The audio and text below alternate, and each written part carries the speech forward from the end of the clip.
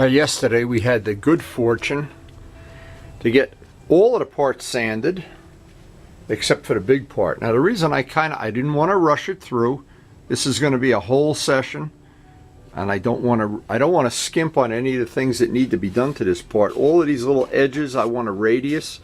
You see how rough some of these edges are? And it'll just make for a nicer job. It's the middle of the winter, and there's no way on earth you're going to paint anything today, so I just figured I'd just try to get a quality sand out on this part. And then what'll happen is we'll pretty much be ready for, as soon as the weather swings our way, we'll be able to get this painted. This is the part right in here that I'm trying to clean up. They do cut this and they did a pretty nice job, but radius in this edge are so important in the final product. All of these edges, and as I sand through this, I can see this looks like this is carbon fiber too.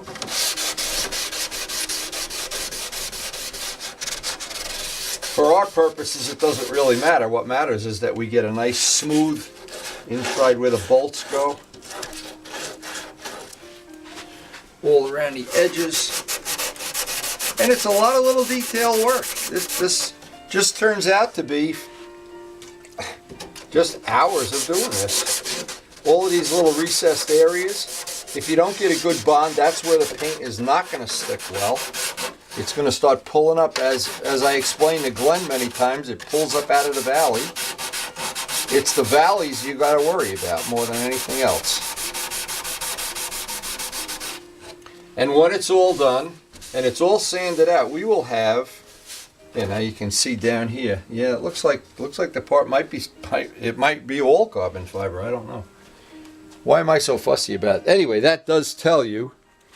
Yeah, let's just look at it without a camera cut. Yeah, that looks like soon as we get down through it.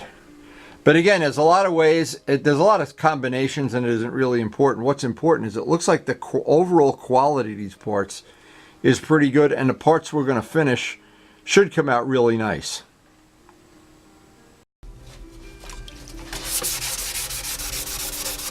I'm real happy that I didn't have an issue with these parts being as flexible as the Benelli parts. That really I had to make brackets. I may not even have to make a bracket on this until in fact, once I get this sanded out, the next step on this, because I won't be able to do any painting today. Some of the gusts out there are over 40 miles an hour. I had to take the bird feeder down today.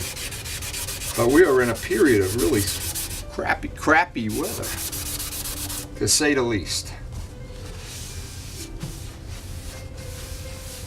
And you can feel you can feel through a glove.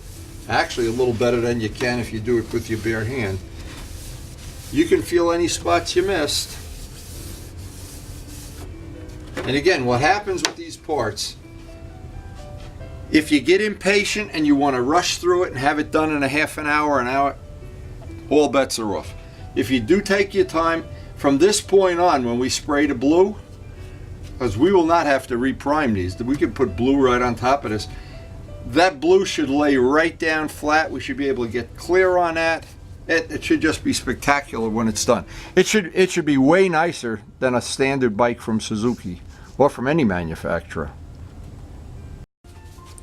This is one of the key little areas that I get real fussy about. Anything that's like a scoop. Because down in there, if it's rough, you'll always really see it in the final part. And this part, all of these parts, the Suzuki is a very stylized. It's got a lot of scoops and ducks, and if these don't look real nice, again, it's these valleys that take the most time to get in. All of the valleys. Anywhere where there's a reverse curve, that's where the paint is vulnerable. This edge, as an example, if this edge isn't smooth and there's a rough spot on it, the paint is going to be vulnerable there, right here, vulnerable. That's why I'm spending the extra time right now.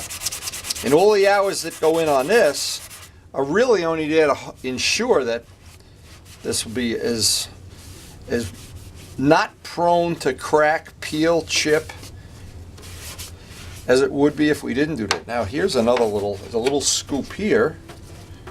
A lot of scoops on this bike. And all these radius edges.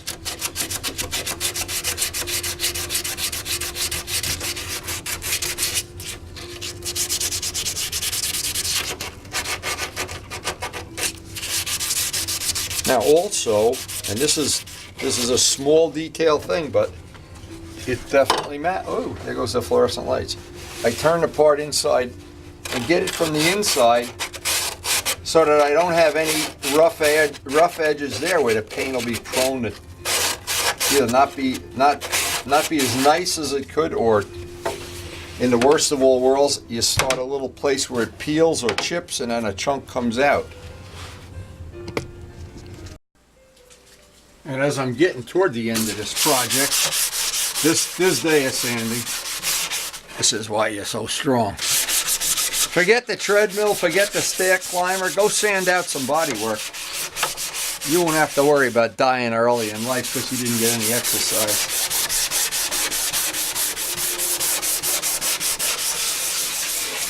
Anyway, it's been very interesting to me because this is the first set of this from this company that we've done. It's been very interesting to me. There are spots on this, and they don't matter at all, where the primer is very thin. Around the scoops, you just touch it with sandpaper and you're through. And on other spots, it seems like there's 10 coats of primer. Now, I don't know, again, and it's inquiring minds need to know these things. I don't know if what they've done is because of the layup process or whatever, that they've needed all this primer. I would love to know. If anybody does know, let me know. I've been tempted just to call them up and say, hey, look, I'm working on some of your parts for a customer, and see if they would, obviously I'm not going in the fairing business, or if anybody wants to forward this to Hot Bodies, be my guest. We're happy with their product. I hope when this is done, we can, maybe Vlad will send them some pictures and they'll get a free t-shirt or something. I don't know. I'm not sure. But I do know we have dealt with several different ways that they make these parts, and each way is just a little bit different, and the worst of them is the white gel coat. When you buy a white gel coat part, it is so prone to cracking because the gel coat is just talcum powder mixed with polyester resin. That's all it is. It has no strength at all. And if they don't put a real light coating of cloth in that final layer just under the gel coat, it's like having an eggshell on a motorcycle. These, I think, it's just a guess, they're made out of epoxy. They're probably made out of a good grade of carbon fiber, and they're reinforced in the spots where they really should be reinforced. So I think we got the best of all worlds here. Now, one of the last steps on this is going to be, before we really consider these parts ready, is to get some of this on. And as you can imagine, and I want to, it's probably easier to do it this way, I'll clean the sanding table, the prep table that we were just on, because I don't want to get any dust in here. But the reality is we're not going to be able to paint these. The weather is just not our best friend here. And I've been checking. Every time I go out to do the battery tender, I move my battery tender several times a day. I try to evaluate, look at the weather report from AccuWeather, and it does not look promising. But the good news is I have this all prepped up. I'll see if I can, actually before this session's over, I'll have time. What I'll see if I can do is make that little tripod mount to see if I need any bracketing. See how that's all going to work out. I'll be looking forward to having a sprayable day. And we will not compromise and not try to do this on a day when it's anything but perfect. And so those parts now, and you can see them, they really are, these are really going to be top quality parts, I think, when they're painted. Okay, next thing I want to do is get out well, hopefully get it out right now. get out that tripod, clean it up, and see if I can make some kind of a mount. So when we go to paint this, I'll be all ready to go. So this is my spare tripod that we used in the past to hold parts up. And this really did work pretty good. This really was an okay way to do things. The trouble you see is it's all full of paint dust right now. So I'm going to get some simple green and just basically clean it up. I don't want to get any of this extra stuff. Certainly don't want to get anything out into the paint job. So getting that clean will be the first step. Now this is a little tip I learned that's worth its weight in gold. When you want to get that overspray off a part, and it's not sticky of course, a good old-fashioned cleaning brush and just scrub away, and I can see the stuff coming right off. Because that paint actually dries before it hits the spot, and here it's coming right off. I won't even need simple green on this. I'm just going to... the idea is I don't want anything loose on here, so when I'm putting the paint on, especially the clear coats, once we have this in place,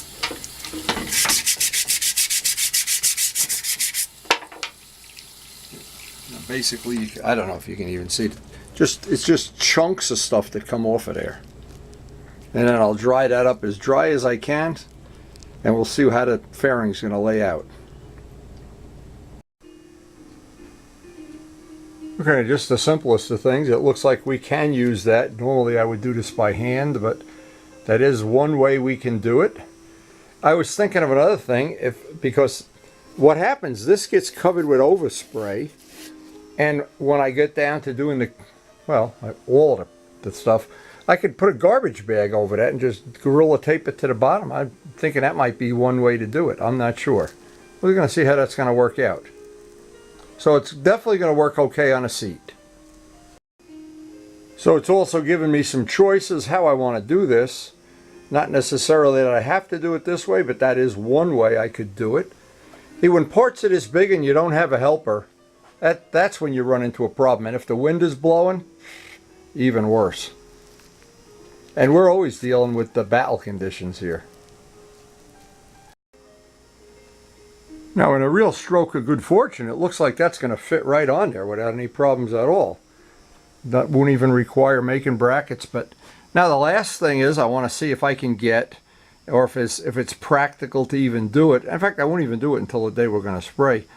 Is to try to get a garbage bag on top of that, just to keep any spray dust off of it. And because this is up high enough, it'll allow me to get in there, get underneath, get in this area. Yeah, I think that's going to just work great. That's I didn't expect it. Oh, by the way, you can see here's the edges where the carbon fiber comes through on a sharp edge. And what happens when you skip this step and you paint it and you're sanding or buffing the paint, that edge comes through, only now you got to repaint. So I hope we've stacked the deck in the favor of Vlad getting a really nice job here, and hope you've enjoyed the video. And of course, share it with your friends that may or may not be interested in this kind of restoration stuff. And this is the company. I'll get a thing on this, Armor Bodies, and so far working with them has been very enjoyable, that's for sure. And we look forward to seeing this in full Suzuki Racing Blue. Thanks for watching.